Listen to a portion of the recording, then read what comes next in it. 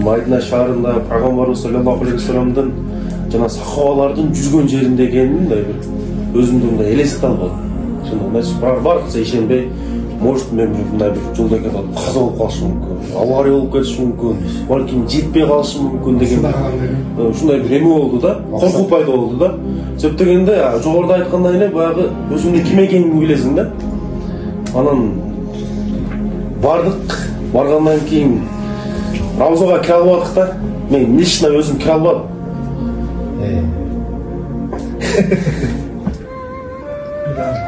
Бирок негизгисинен келгендечи пайгамбарды көрүп салмакчы.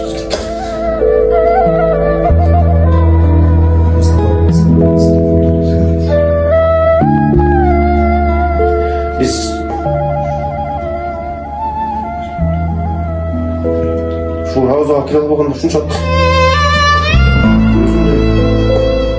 болбогор адам сезип коюм да. Пайгамбар сүннөтүн тигизе албайт экен. Пайгамбарыбыздын ушундай кичине болсо да бир сүннөт кылат эме болду да. Сөз болду өзүмдүн ичимдечи. Бирок чындыгында көрүп салат айтышыбыз керек экен. Анан кийин ал жерге баргандан кийин баягы алдымдарыбыз да уялчу экен да. Барып алып, ушул мен кайтып барам, мен пайгамбарыбыздын кабырына кайтып мен зыярат кылам. Пайгамбарыбыздын мындай бир сүннөттөрүнү аткара албай атам деген мындай бир коркуу менен мындай бир уялат экен ушундай алдымдар барчы. Анан аларды угуп алып башкача болуп жүрдүм.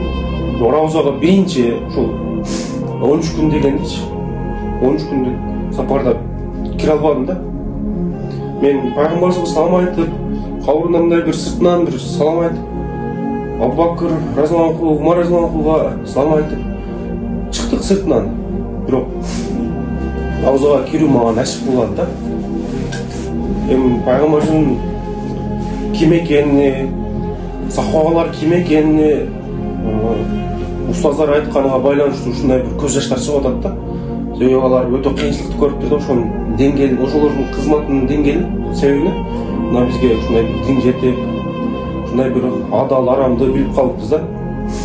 Бирок биз пайгамбарыбызга, сахабалардын мындай бир мээнетине мындай бир ылайыктуу жүрө албай атпыз да. Анан Мекке шаарына бардык. Мекке шаарына барып, ал жердин ыйыктыгын көрүп, Кабаны көргөндө башкача сезим болду. Баягы сөздүн күчү жетпейт экен да ушул нерсегечи. Именно ушул нерсеге күч көз жетпейт экен. Кабаны көрүп алып эле бир суулукту көрөсүң. Башкача бир нерсени көрөсүң да, чындыгындачы. Кабаны көрүп көзүң тойбойт же көзүң алдың келбейт.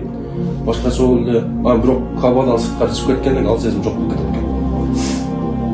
Ошентип ал жакта болушунча ибадат кылганга аракет кылдык. Ошондой болсо дагы бир Аллах каалагандай, Алла жактыра тургандай мындай бир ибадат кыла албадык.